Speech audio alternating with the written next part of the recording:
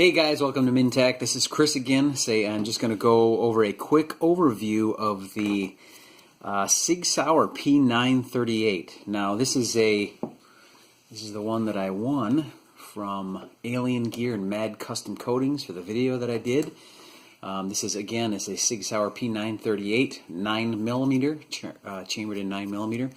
It is actually a single action only pistol. I'm just going to show you clear. Clear, it is clear. I've cleared it several times.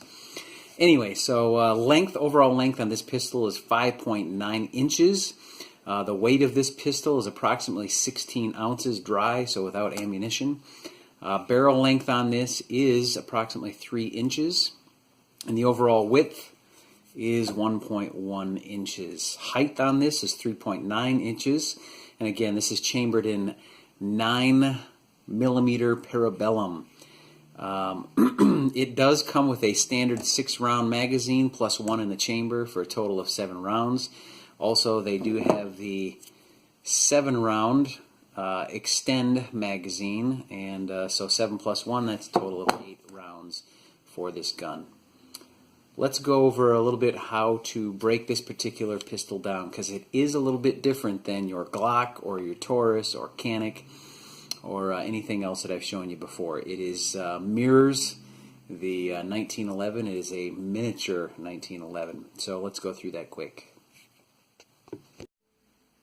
So like I said, it is built on the 1911 platform. This is the slide release, which is also the takedown bar. So basically what you need to do is slide the mechanism so you can push the pin from the opposite side, and you can see it starting to come out a little bit there. Let's hold on to that, and there's the pin. There's the pin I'm talking about. So just kind of hold that back, and you should be able to gain access to that pin. So this is what the takedown pin looks like. Just a simple bar that goes through the width of the gun itself, and then simply slide your slide off. Okay. Now I'll tell you, the most difficult part about taking this particular pistol down is the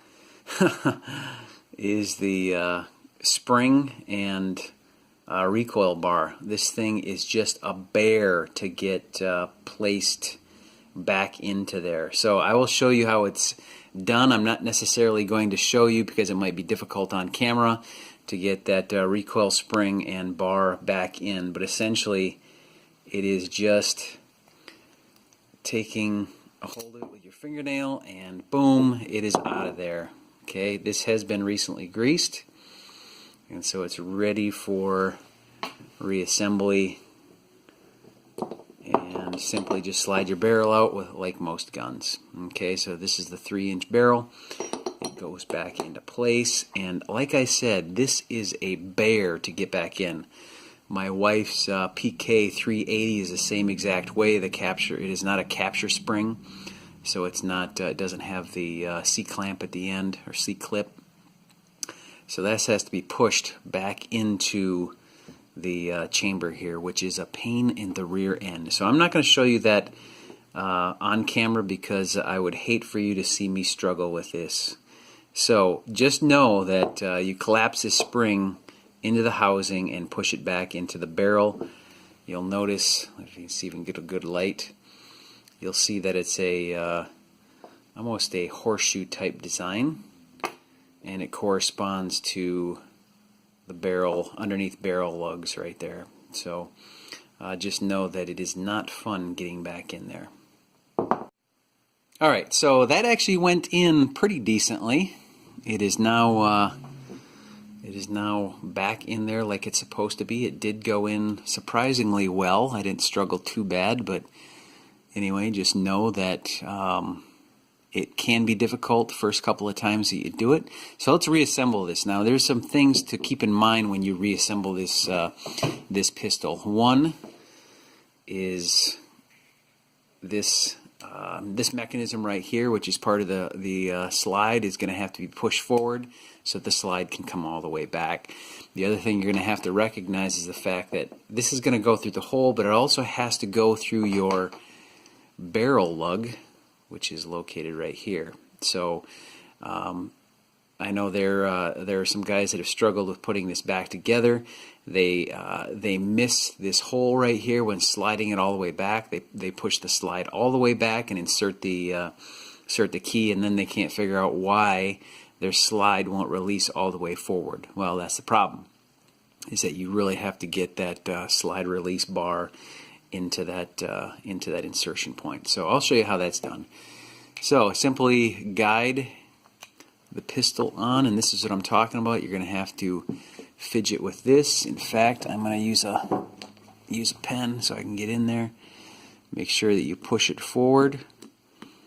Well, maybe I can get it with my finger. You're going to have to push it forward. Flathead screwdriver would be the best thing.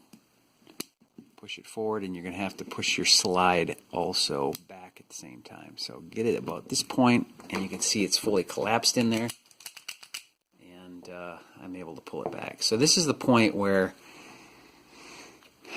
if you can see it on camera, that's your barrel lug inside there. So put your pin into that hole and go halfway. You'll notice that there's a little key spot for the back of your slide. Can't really get that too well on camera. And just line it up there. You'll also notice there's a notch for that key slot there. Push it back. Push your slide all the way back. Hopefully we can get this until you can snap it into that juncture. If your slide moves all the way forward, just like that, then you know that you've properly installed your slide release key. I'm going to call it the key. Okay, so there you go. A few things about this gun. Obviously, there's the mag release right here. This is your safety. It is ambidextrous. Okay, so if I pull that trigger, it's not going to release the hammer. Okay, safety's on. All right, safety off in that position. One thing that is very interesting to me is that, which I really like this design, is that if I want to, I can release the magazine and pull that out, but also if I have a round in the chamber, I don't have to take it off safety in order to discharge or remove the round, excuse me, not discharge, but remove the round. So all I have to do is rack it, and it'll eject the round.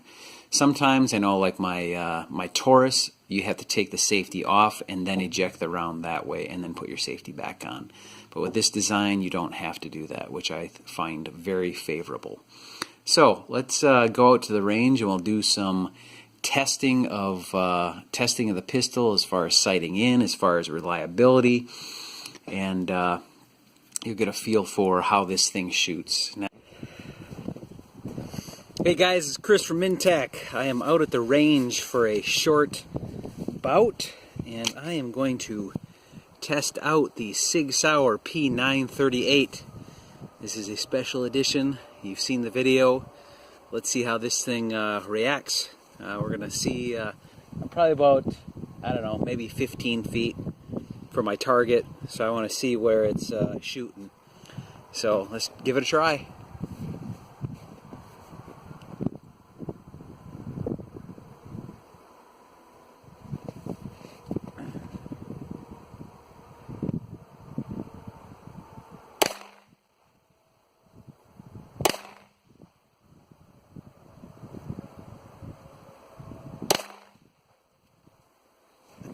Let's go see where she shoots. Well, for sure, going to have to get some practice with this handgun. Got a shot here, shot right there. I think a shot up there. So,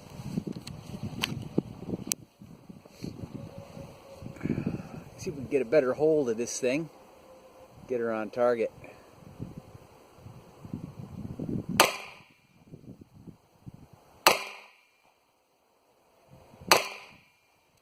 Let's go see now.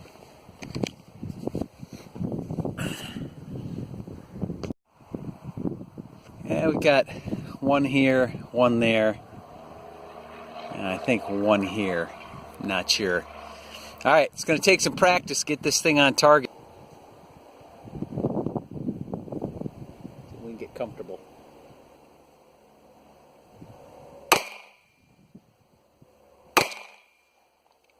We got slide lock back, that's good. All right. On safe. Let's see what we did. Low left. All right, definitely it is shooting low and to the left.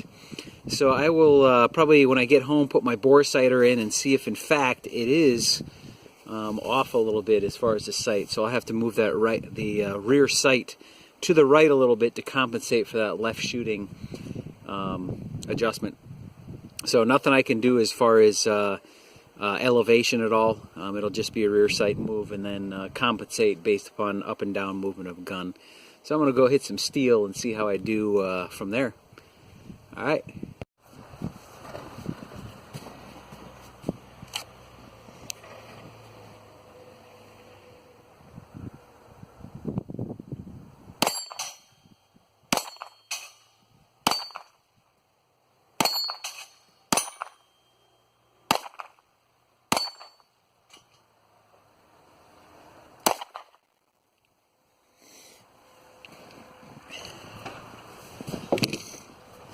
Well, I hit the plates on that. Not too bad. Okay, guys, upon a little further investigation in regard to the Sig Sauer P938, I just wanted to find out, is there something different about this gun? Do I need to change hand grip formation? Do I need to aim differently with this? And sure enough, Sig Sauer builds their guns so that you, their sights I should say, so that you align your center dot right on bullseye. A lot of guns, like my Canic, is always below bullseye, so it's more of a head and post type configuration, whereas Sig Sauer, they want you putting that center dot dead center on the bullseye. So I'll change that up for my next range day. Also, because it is a short base gun, you use more of your fingertip and not so much the pad or crease of your finger, which is slightly different than when I shoot my Canic as well. So I'm going to try less finger during the next range day, and we'll see what kind of a difference that makes. I am sure, based upon all the feedback that I've seen, both Facebook and the different gun pages like SIG's, that is the problem for most shooters.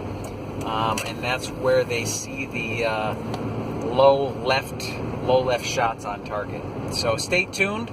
We'll do another range day just to do some more tests and change the techniques in this particular gun. Thanks, guys.